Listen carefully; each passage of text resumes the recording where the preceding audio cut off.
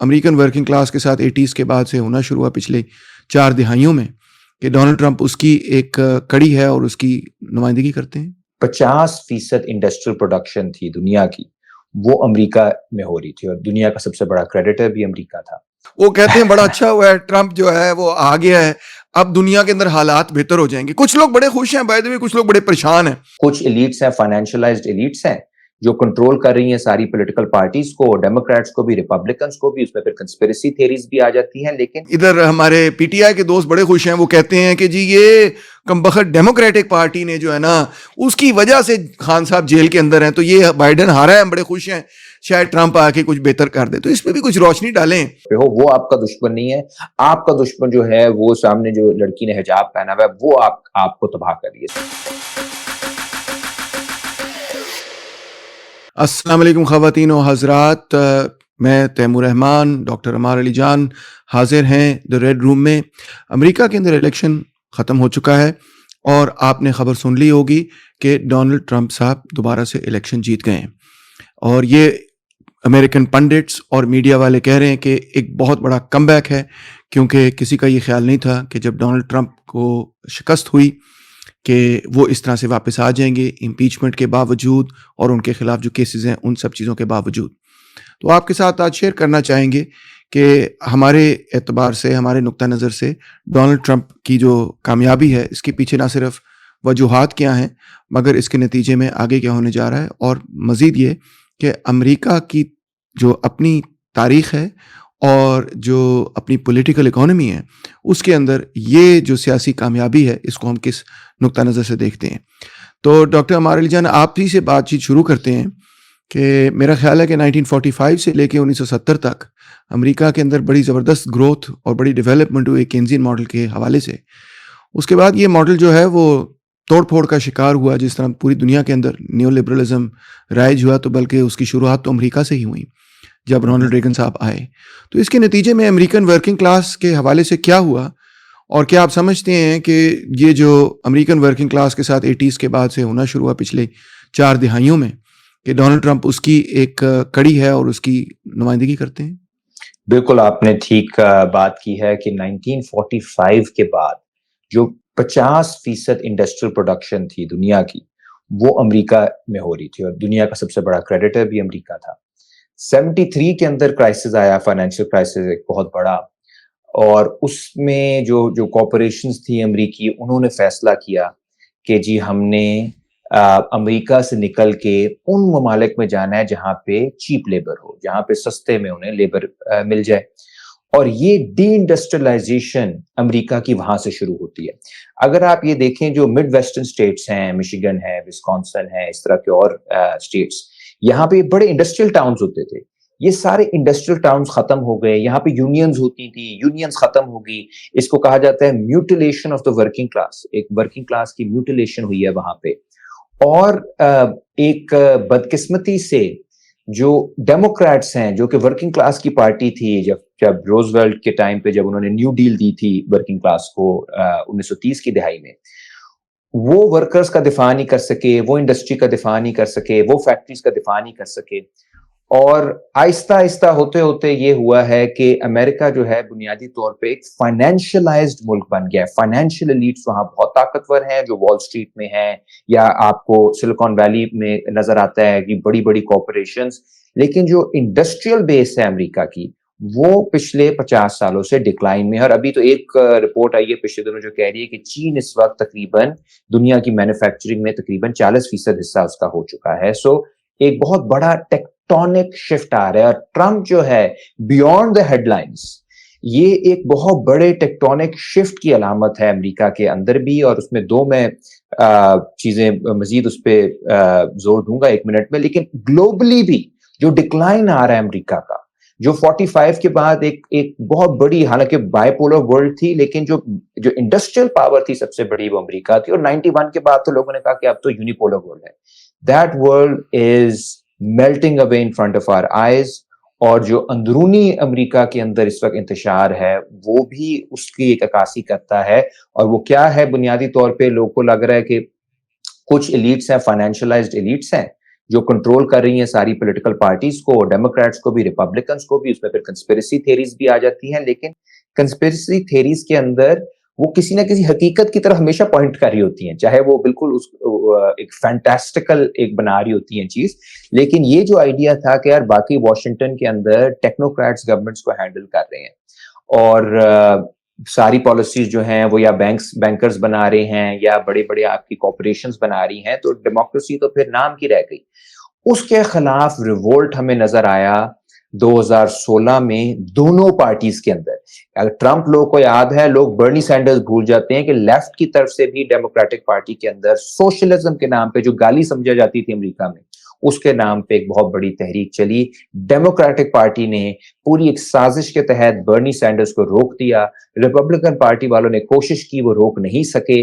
اور ٹرمپ کا جو فینومینا ہے, اس نے امریکن ورکر کو, خاص طور پہ وائٹ ورکر کو, ایک بہت بڑی ایک آلٹرنیٹو دے دیا کم از کم اپنا غصہ نکالنے کا. اور نہ صرف گوروں میں وہ جیتا ہے, وہ اس کا عربز میں بھی اچھا ووٹ آیا ہے, اور لاٹینوز میں اس کو 40% سے زیادہ مل گیا, حالانکہ وہ اوپنلی نسل پرست تھا لاطینوں کے خلاف. تو آپ اس سے اندازہ لگا لیں کہ کس طرح کا کرائسس ہے ڈیموکریٹک پارٹی کا. اور اگر آپ ٹویٹر دیکھیں تو اس وقت جو امریکن لبرلز ہیں, پاکستانی لبرلز کی طرح, وہ کہہ رہے ہیں کہ یار بس کسی طرح نا جمہوریت ہی ختم ہو جائے, عوام ہی گندی ہے, اب عوام جو ہے وہ بے وقوف ہیں, اب یہ لاطینوز کو جب یہ نکالے گا میں بڑا خوش ہوں گا, غزہ پہ جب حملہ ہوگا, اور ہم غزہ پہ بھی بات کریں گے تو ہم بہت خوش ہوں گے. تو وہ ان کی جو ایک انٹرنل ریسزم ہے لبرلز کی, وہ سامنے آ رہی ہے, اور جو ایلیٹزم ہے وہ سامنے نظر آ رہا ہے. بڑی دلچسپ بات کی. ایک مائیکل مور کی شاید پہلی فلم تھی راجر اینڈ می, جس میں مائیکل مور بات کرتا ہے کہ کس طرح فلنٹ مشیگن جو اس کا ٹاؤن تھا جہاں سے وہ خود پیدا ہوا بڑا ہوا, کس طرح وہاں جی ایم جو ہے نکل گیا, اور جب وہ نکل گیا تو اس ٹاؤن کا کیا حال و حشر ہوا. تو میرا خیال ہے لینن نے بھی اپنی کتاب imperialism the high stage of capitalism میں یہی بات کہی تھی کہ کچھ ممالک ایسے بن جاتے ہیں سامراجی نظام کے تحت کہ جن کا صرف کام یہ ہے کہ دے لیو بائی کلپنگ کوپونز, یعنی کہ وہ فائنینس کیپٹل کے انچارج ہو جاتے ہیں اور مینوفیکچرنگ جو ہے وہ ان علاقوں میں بھیج دیتے ہیں جہاں پہ سستی ہو سکتی ہے. مکیلا ڈورس جو manufacturing across the Mexican border ہے, وہاں بہت ساری فیکٹریاں چلی گئی ہیں. اور پھر پیسیفک میں فلپین سے لے کے ساؤتھ کوریا, چائنا وغیرہ, یہ پورے ایریا کے اندر امریکن انویسٹمنٹ جو ہے وہ بڑی بھاری تعداد کے اندر ہوتی آئی ہے, بڑے عرصے سے ہوتی چلی جا رہی ہے, ہمیں نظر آ رہا ہے. تو امریکن مینوفیکچرنگ ورکر جو ہے ویسے ہی بڑا مہنگا ورکر ہے, تو اس کو کم کرنے کے لیے انہوں نے یہ بھی کہا کہ ٹھیک ہے جی امیگریشن آ جائیں, وہاں سے میکسیکو سے اور لوگ آ جائیں, جس سے کہ ویج لیبر جو ہے وہ گر جائے, مزید کم ہو جائے, تو مزید کم ہو جائے, اس کا ویج, اس کی قیمت کم ہو جائے. تو اس کے نتیجے میں پچھلے 40-50 سالوں کے اندر, پچھلی ہاف سینچری کے اندر, جو عام امریکن ورکنگ کلاس پرسن ہے اس کی ریئل انکم کے اندر جو کمی آئی ہے, اور ریلیٹیو انکم کے اندر تو کمی آئی ہی ہے, مگر اس کو یہی نظر آتا ہے کہ ہمارے والدین جو تھے وہ ایک بہتر زندگی گزارتے تھے اور ہمارا تو ستیہ ناش ہو گیا اور ہم تو بالکل مینیج ہی نہیں کر سکے. تو شاید یہی وجہ ہے کہ وہ یہ دیکھنا چاہ رہے ہیں کہ کون سی پارٹی ہے ان دونوں بڑی پارٹیوں کے اندر سے جو معاشی ہمارے حالات بہتر کر سکے. تمام پنڈتس, آپ نے بھی پڑھا ہوگا, تمام پنڈتس یہ کہہ رہے تھے کہ جو 7 سوئنگ اسٹیٹس تھے, مشیگن, وسکانسن, پینسلوینیا, اور سن بیلٹ کے اندر Nevada, Arizona, North Carolina, Georgia وغیرہ, سب یہ کہہ رہے تھے کہ ان سوئنگ اسٹیٹس کے اندر جو ٹرمپ کی کامیابی ہوئی ہے وہ ہوئی ہی اس وجہ سے کہ ورکنگ کلاس نے وہاں پہ ٹرمپ کو ووٹ کیا ہے. یہ میرے الفاظ نہیں, یہ برنی سینڈرز کے الفاظ ہیں, اور کہ کاملا ہیرس کے اور ڈیموکریٹک پارٹی کو ورکرز نے جو ہے وہ بالکل ابینڈن کر دیا ہے. اور لٹینو ورکرز کا آپ نے ذکر کیا, انڈر 30 ینگ ورکرز نے ابینڈن کیا, اور بلیک ورکرز کے اندر بھی حیران کن بات یہ ہے کہ ان کا ووٹ پہلے سے کم ہوا, حالانکہ کاملا ہیرس خود جو ہیں وہ آپ جانتے ہیں کریبین امریکن ہیں. تو ایک اور دلچسپ خبر یہ ہے ہمارے کہ آپ نے بھی شاید پڑھی ہوگی کہ جو امیر لوگ ہیں, جو ٹاپ 10 امیر ترین لوگ ہیں امریکہ کے, وہ اتنے خوش ہیں, ان کو اتنا کانفیڈنس, اعتماد ملا ایک دم سے کہ اس کامیابی کے نتیجے میں ان کی انکمز میں, یعنی کہ ٹاپ 10 امریکن کیپٹلسٹ کی انکمز میں جو تقریباً $64 بلین سے ان کی آمدنی جو ہے وہ بڑھ گئی ہے. حیران کن قسم کی بات ہے اسٹاک مارکیٹ کی وجہ سے. اب لگتا یہی ہے کہ امریکن ورکنگ کلاس کا ایک بہت بڑا حصہ ہے جو یہ سمجھتا ہے کہ کیونکہ ڈونلڈ ٹرمپ جو ہے وہ شاید فورن کمٹمنٹس کم کر دے, امیگریشن جو ہے وہ ختم کر دے, میک امریکہ گریٹ اگین کا مطلب ہے کہ جابز واپس لیا ہے, جو کہ ہونا نہیں ہے ایسے, کیونکہ جو کیپٹلزم کے اپنے ڈائنامکس ہیں اس کو اس طرح سے چینج کرنا کو ممکن ہی نہیں ہے میرے اوپینین کے اندر. مگر ان کا خیال یہ ہے کہ شاید یہ اس طرح پروٹیکشنزم کر کے یا امیگریشن کنٹرول کر کے یا فورن کمٹمنٹس کو کم کر کے جو ہے نا ایک دم سے امریکن ورکنگ کلاس کی بہتری کر دے گا. تو ویسے اکنامکس کا کیا سبق ہے کہ ایسے ہو سکتا ہے, یا جو کیپٹل کی خواہش ہے کہ اس کو سستا لیبر ملے اور اس کو سستے را مٹیریلز ملے اور مینوفیکچرنگ جو ہے وہاں بھاگے, سرمایہ تو وہیں بھاگے گا جہاں اس کا ریٹ آف پروفٹ بڑھے گا, کیا ٹرمپ واقعی اس کو ریورس کر سکتا ہے آپ کے اوپینین میں؟ نہیں, میرا خیال ابھی جو مزے کی بات ہے آپ یہ دیکھیں جس طرح بھی آپ نے ڈسکرائب کیا ہے کہ سرمایہ داری کتنا ایک سائیکوٹک قسم کا سسٹم ہے. پہلے وہ ایک کرائسس کریٹ کرتا ہے, یعنی 73 میں کرائسس یہ آتا ہے کہ امریکن ورکر کی پے بہت زیادہ ہے. اس کرائسس کو اس سے مقابلہ کرنے کے لیے یہ سارا اپنا لے جاتے ہیں اپنا سارا انویسٹمنٹ باہر چیپ لیبر کے لیے, اور جس طرح آپ نے کہا امیگریشن کو الاؤ کر دیتے ہیں بہت بڑے پیمانے پہ. اس کے بعد پھر پرابلم ہو جاتا ہے کہ جی ہماری مینوفیکچرنگ ساری باہر چلی گئی اور امیگرینٹس بہت زیادہ ہو گئے. پھر اپنے ہی بنائے ہوئے کرائسس کے خلاف ایک پھر سے ایک پوری کیمپین بنتی ہے جو پچھلے 15 سالوں میں جو اینٹی امیگرینٹ ایک پورا سینٹیمنٹ آیا ہے, اور اس میں ایک ٹرمپ جیسا بندہ آتا ہے. اور پہلے بھی کرائسس کو ختم نہیں کر سکے تھے, ایک کرائسس سے دوسرے کرائسس, دوسرے کرائسس سے تیسرے کرائسس. اصل حقیقت یہ ہے کہ کیپٹلزم کا کرائسس نہیں ہوتا, capitalism is the crisis. Capitalism خود ہی بذات خود ایک بحران ہے. تو یہ ایک آپ کو نظر آ جاتا ہے اس کے اندر. اور ڈیموکریٹک پارٹی پہ بات کرنا بہت ضروری ہے, کیونکہ مجھے لگتا ہے ہمیں لبرلزم اور ڈیموکریٹک پارٹی پہ کھل کے بات کرنی پڑے گی. یہ وہ پارٹی ہے جس نے پچھلے 40-45 سالوں سے یہ جو نیو ڈیموکریٹس کے لیبل کے انڈر انہوں نے ورکنگ کلاس کو ابینڈن کیا. ان کی جو سارا ان کا جو زور تھا وہ آئیڈینٹی پالیٹکس پہ تھا, شناخت کے اوپر. کون بلیکس ہیں, کون لاتینوز ہیں, سیکشل پریفرنس آپ کی کیا ہے, مذہب آپ کا کیا ہے, اور اس کے راؤنڈ آپ نے کھیلنا ہے. اچھا, اس کے اندر ظاہر ایک عام ورکر جو ہے اس کا جو سب سے بڑا مسئلہ ہے, جس کی روٹی پوری نہیں ہو رہی یا جس کو گھر کا رینٹ نہیں اس کا دیا جا رہا, اور کئی آپ کو پتا ہے امریکنز جو ہیں پے چیک ٹو پے چیک رہتے ہیں, ان کے لیے یہ مسئلے اتنے امپورٹنٹ نہیں. یہ کالج کیمپسز کے مسئلے زیادہ ہے, اس لیے جو کالج کیمپسز ہیں وہ امریکہ کے اندر بہت زیادہ ڈیموکریٹک ہیں, اور جو آپ کے عام لوگ ہیں ان میں یہ ٹینڈنسی موجود نہیں. دوسرا یہ ہے کہ لوگ کو نظر آ رہا تھا کہ جی اب آپ اوباما کو لے آئے, سیاہ فام تھا, افریقن امریکن تھا, اسی کے اندر بلیک لائیوز میٹر شروع ہوئی کہ پولیس کی اتنی بروٹیلٹی تھی. وہ پریزیڈنٹ بنا جو پہلا پریزیڈنٹ جس نے بہت بڑے پیمانے پہ ڈرون سٹرائکس کرائے, اس نے یمن کو تباہ کیا, اس نے پاکستان کے اوپر حملے کروائے, اس نے افغانستان پہ کرائے, اس نے لیبیا کو تباہ کیا, اس نے سیریا کو تباہ کیا. اس کے دور کے اندر آئیسس آیا, اور آپ کا اکنامک کرائسس انٹرنلی بھی ٹھیک نہیں ہو سکا. تو اب چہرہ دیکھ کے انسان کب تک اپنے آپ کو خوش کر سکتا ہے کہ جی اوباما گڈ لکنگ تھا اور دوسرے نہیں ہیں. دیکھیں نا, ان کی تقریباً پالیٹکس یہ ہے کہ آپ کو کوئی لاتینو آ جائے, کوئی سیاہ فام آ جائے. اچھا, اس کے نتیجے میں آپ ٹرمپ جو ہے وہ جو پچھلے 30-40 سال کی ابینڈنمنٹ ہے, اس میں سے جو ریزنٹمنٹ ہے, اس کا نتیجہ نکلتا ہے کہ ایک ایسا بندہ جو آج سے 20 سال پہلے کسی پولیٹیکل گیدرنگ کے اندر اس کے ساتھ کوئی ایسوسیٹ بھی نہ کرے, وہ ایک بڑی ایکسٹریم پوزیشن لے کر آتا ہے, اور اس سے نظر یہ آتا ہے کہ لوگ خاموشی سے کتنے غصے میں تھے پچھلے 20-25 سال میں, اور اس کا اظہار نہیں ہو پا رہا تھا. جو پارٹیز تھیں وہ اظہار نہیں کر پا رہی تھی لوگوں کے غصے کا, اور اسی طرح کی باتیں برنی سینڈرز کر رہا تھا دوسری یعنی مہذب طریقے سے, کیونکہ یہاں پہ باربرزم اور سویلائزیشن کی لڑائی ہے, اور سوشلسٹ جو ہیں سویلائزیشن کی طرف ہوتے ہیں, اور فاشسٹ جو ہیں وہ باربرزم کی طرف ہوتے ہیں. اور اس میں انہوں نے جو ساری باتیں کی, وہ لوگوں کا جو غصہ تھا وہ سامنے لے کر آ رہے تھے. ابھی جو ایک اور پرابلم آ گیا ان کے لیے وہ یہ ہے کہ وہ جو تڑکا تھا آئیڈینٹی پالیٹکس کا, وہ ایک اور لحاظ سے بھی ختم ہو گیا کہ اس کے جو ارد گرد لوگ ہیں اس میں وویک رامسوامی بھی ہے, وہ انڈین ہے, ٹھیک ہے. آپ کی جو ادھر خاتون اٹلی کے اندر فار رائٹ ہیں وہ میلونی ہیں. ابھی جو کنزرویٹو پارٹی انگلینڈ کے اندر جو سب سے رائٹ ونگ ایک ان کی لیڈر آئے ہیں پچھلے 40 سال میں, وہ ایک خاتون ہے اور نائجیرین ہے, سیاہ فام ہے. تو وہ رائٹ نے بھی وہ چیزیں پکڑ لی. اگر یہی فرق تھا کہ آپ کو کوئی براؤن بندہ چاہیے بلیک, تو وہ تو بتھیرے پڑے ہوئے ہیں جو ٹرمپ والی باتیں کر لیں گے.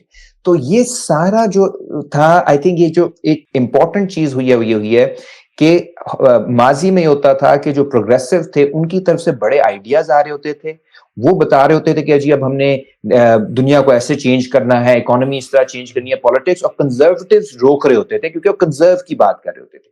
الٹا ہو گیا آج کہ بڑے آئیڈیاز آ رہے ہیں ٹرمپ جیسے لوگوں کی طرف سے, ہم میک امریکہ گریٹ اگین, امیگریشن ختم کر دیں گے, ہم واپس انڈسٹری ادھر لے آئیں گے, ہم پیس کر دیں گے. اب یہ ساری چیزیں جو کہہ رہا ہے بڑے بات, اور کاملا صرف یہ کہہ رہی ہے کہ مجھے ووٹ دو کیونکہ میں ٹرمپ نہیں ہوں, تاکہ اسٹیٹس کو بچا سکیں. وہ تب تک تو آرگیومنٹ چل سکتا ہے جب تک لوگ اسٹیٹس کو کے ساتھ آئیڈینٹیفائی کر رہے ہیں, لیکن جب وہ اسٹیٹس کو جو ہے وہ نہ صرف اکنامکلی تباہ ہو رہا ہو بلکہ انٹرنیشنلی جینوسائیڈل ہو چکا ہو, ایک جینوسائیڈل اس کا ایک پوری وار انہوں نے فنڈ کی ہے غزہ میں, اس کے بعد پھر لوگ اس اسٹیٹس کو کے ساتھ اپنے آپ کو اٹیچ نہیں کریں گے. اس لیے آپ نے دیکھا ہے بہت بڑا شفٹ ہوا ہے اور ہر کمیونٹی کے اندر ان کا ووٹ کم ہوا ہے. اور یعنی 2016 کے مقابلے میں جہاں پہ وہ 30 لاکھ ووٹوں سے ہارا تھا پاپولر ووٹ, اس دفعہ ٹرمپ 50 لاکھ ووٹوں سے جیتا ہے. دیکھیں جی, ووک لبرلزم کی تو لگتا ہے موت ہو گئی ہے, پھر اس سے نظر تو یہی آ رہا ہے.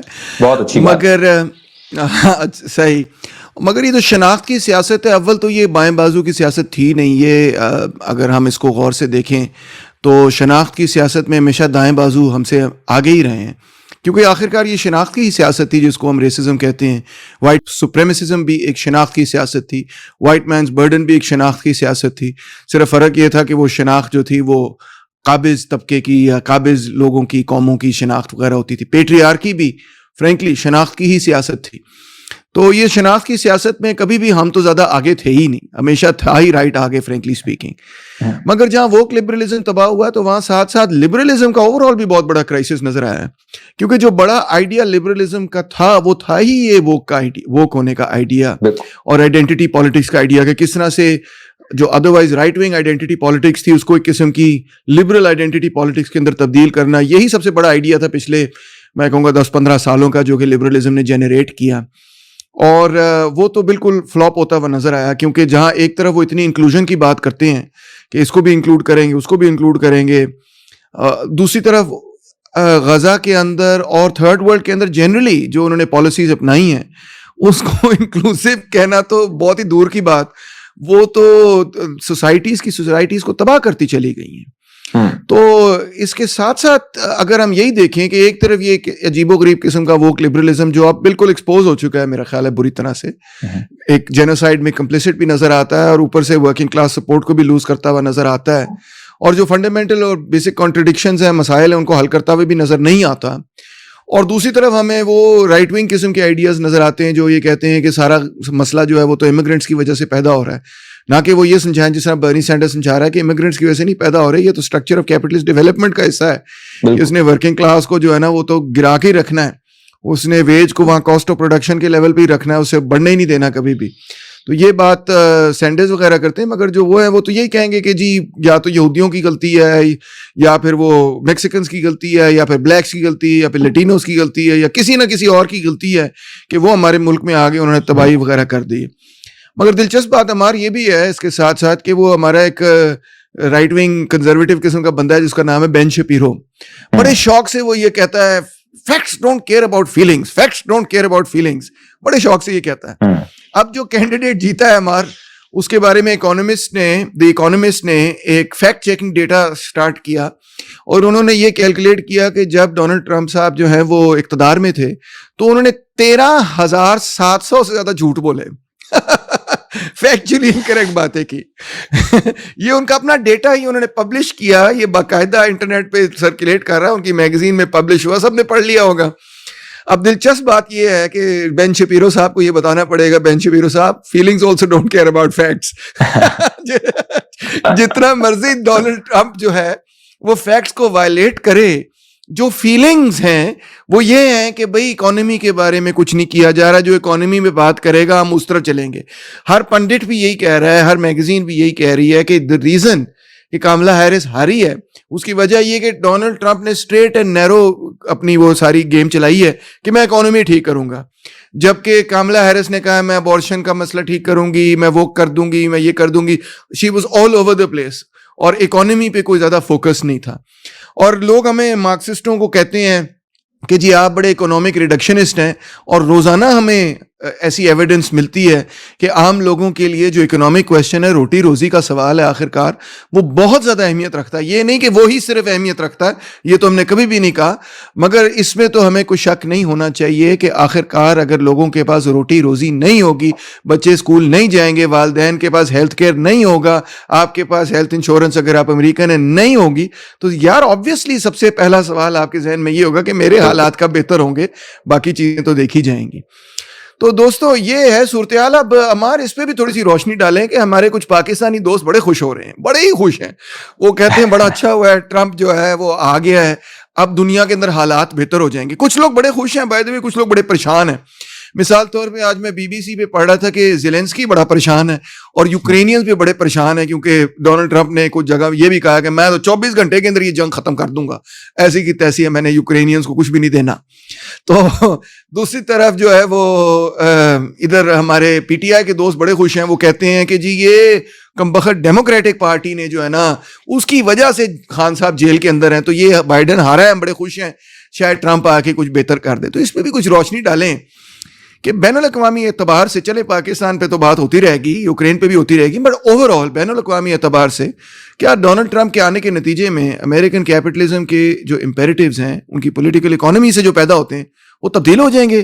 یہ سارا مسئلہ صرف پرسنالٹی کا تھا, یہ سارا مسئلہ جو تھا صرف پالیسی کا تھا, یا کیا کوئی اسٹرکچرل ایسے معاملات ہیں جس کے نتیجے میں امریکن فارن پالیسی ایک امپیریل فارن پالیسی ہی رہتی ہے؟ بہت اچھا سوال ہے. میں ایک تھوڑا سا بیک ٹریک کر کے, جو آپ نے ابھی آئیڈینٹی والی بات کی, بالکل آپ نے اچھی بات کی کہ آئیڈینٹی پالیٹکس اب بیسکلی یہ بن گئی ہے کہ آپ نے ایگزیکٹوز جو ہیں, جو رولنگ کلاسز ہیں, وہ کتنے اس کے اندر شیڈز ہو سکتے ہیں, کتنا زیادہ وہ کلرفل ہو سکتی ہے. آئیڈینٹی پالیٹکس کا ایک ہسٹری, لیفٹ کی ہسٹری بھی ہے, جو کہ اینٹی ریسسٹ اسٹرگلز میں آئی ہیں, جو فیمنسٹ اسٹرگلز میں آئی ہیں.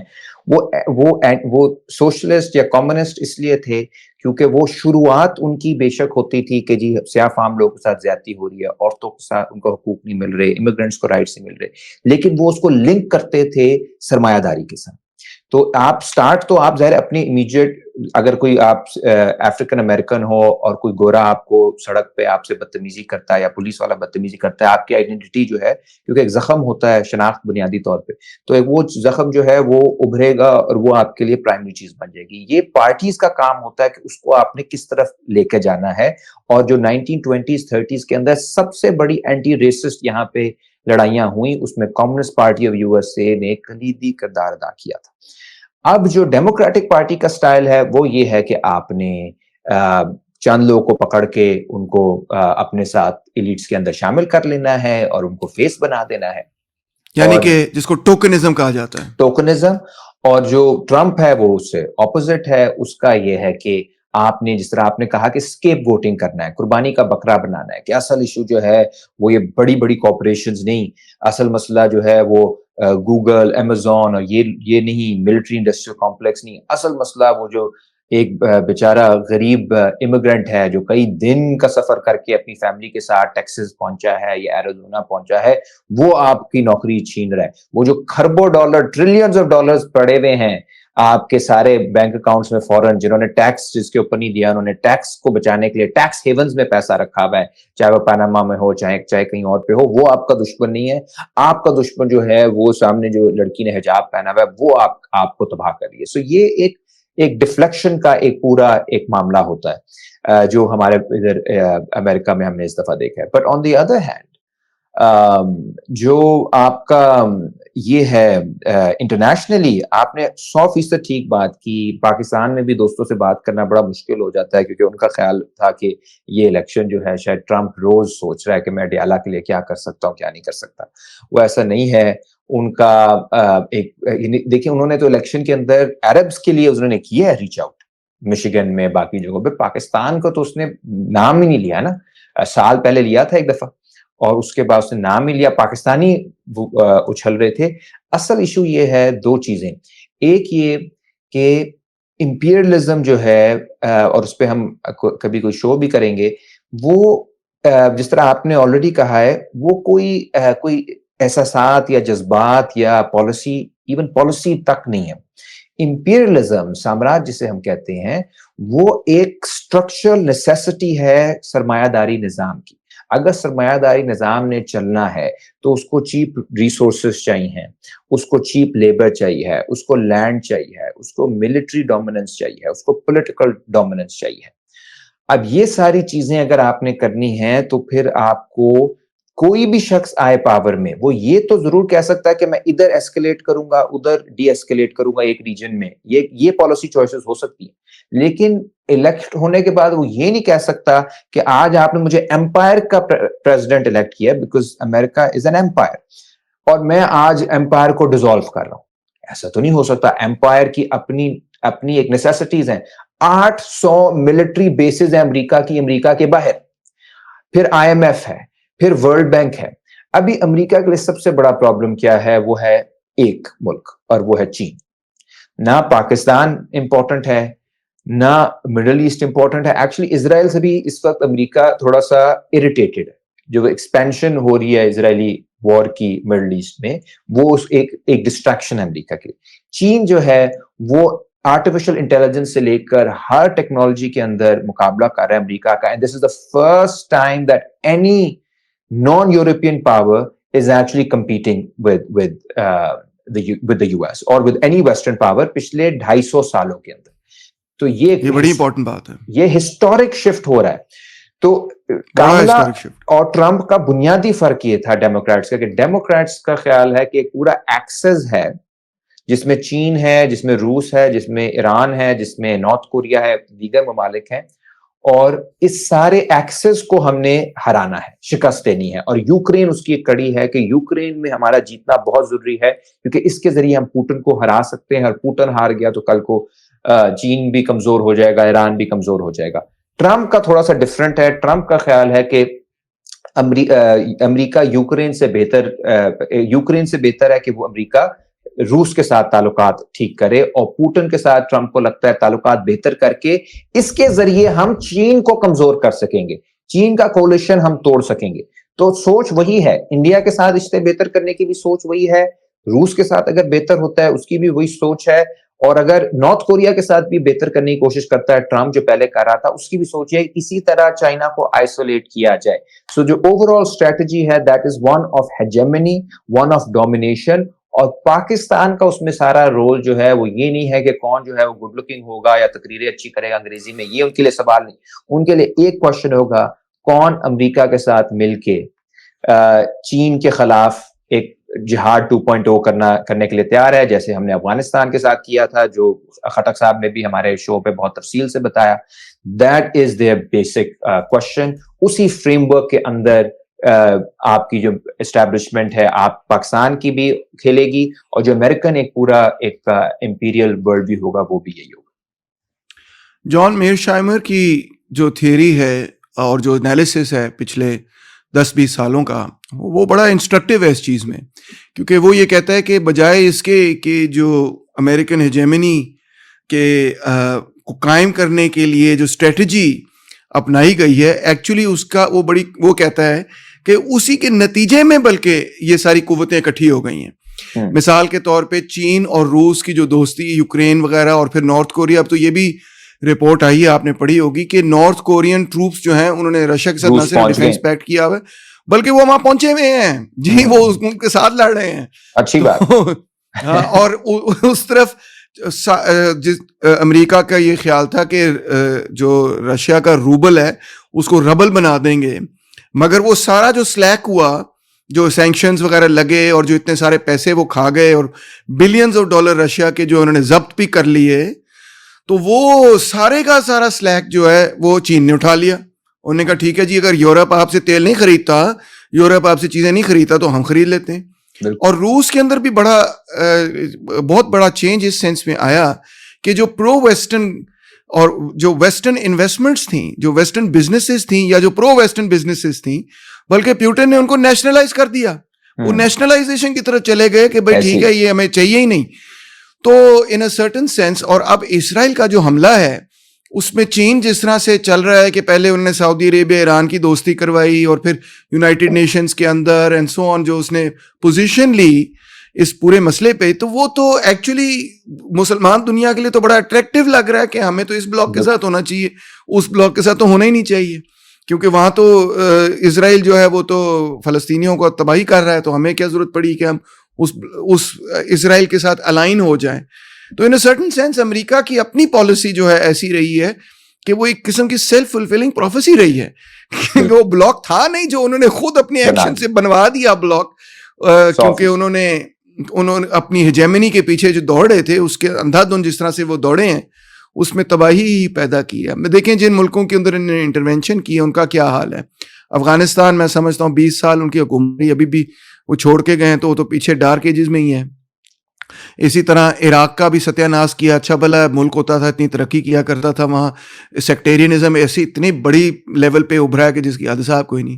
یہی حال سیریا کا بھی ہمیں نظر آتا ہے, لیبیا کے اندر بھی بالکل ہی تباہی نظر آتی ہے. اٹ واز ایک زمانے میں وہ اتنا it was one of the richest African countries and Arab countries. Pakistan سے لوگ نوکریاں کرنے جاتے تھے. بالکل, بلکہ ہم نے تو ان کو اسٹیڈیم بھی بنا کے دیا اپنی یاری کے. تو ان کی جو انٹرونشنز رہی ہیں وہ تو نظر آ رہا ہے سب کو کہ اس کا تو کوئی بالکل فائدہ ہی کوئی نہیں ہے, تو بلکہ تباہ ہو جاتا ہے, ملک ہی پورا تباہ ہو جاتا ہے. اور دوسری طرف وہ کہتے ہیں اچھا یار وہ جو ہے پروجیکٹ لونز لے کے آ رہے ہیں, اچھا یار وہ سڑکیں بنا دیں گے, اچھا یار وہ ریلوے لگا دیں گے, اچھا یار وہ پاور پلانٹ لگا رہے ہیں. تو لوگ ظاہری بات ہے کہیں گے یار یہ اس طرف جاؤ بجائے اس کے کہ اس طرف جاؤ, وہاں پہ تو ملٹری کہ اگر زد میں آ گئے تو پھر تو تباہی اور بربادی کے علاوہ کچھ ملے گا نہیں. تو اس پہ بھی کچھ روشنی ڈالیں کہ اس سے کیا نظر آ رہا ہے, ہمیں کیا سبق لینا چاہیے, کیا ہمیں اپنی امیدیں ڈونلڈ ٹرمپ کے ساتھ جوڑ دینی چاہیے جیسے بہت سارے لوگوں نے جوڑ دی ہیں کہ جی اب ڈونلڈ ٹرمپ آ گیا ہے تو اب کوئی پالیسی میں تبدیلی آ جائے گی, اس سے بہت بہتری آ جائے گی, اس پہ تو آپ روشنی ڈال چکے ہیں. بٹ جو دوسری طرف معاملات ہیں کیا اس طرف ہم دیکھ سکتے ہیں کہ شاید کچھ بہتر ہے, کیونکہ میں اس کانٹیکس میں یہ بات کہہ رہا ہوں ہمارے کہ مجھے ایسے محسوس ہوتا ہے کہ جو سرمایہ دارانہ سویلائزیشن ہے, capitalist civilization as a whole ہے, وہ اب اکنامکلی تو چلیں ایک کرائسس سے کرائسس میں جاتی رہتی ہے, کبھی نکلتی ہے کبھی پھر گر جاتی ہے, مگر مجھے تو ایسے بھی محسوس ہوتا ہے کہ ایک قسم کا بہت بڑا نظریاتی کرائسس بھی ہے. جس طرح آپ نے بگ آئیڈیاز کی بات کی, where are the big ideas, where are the big struggles جن کے لیے ہم انسپائر ہو سکتے ہیں, لڑ سکتے ہیں.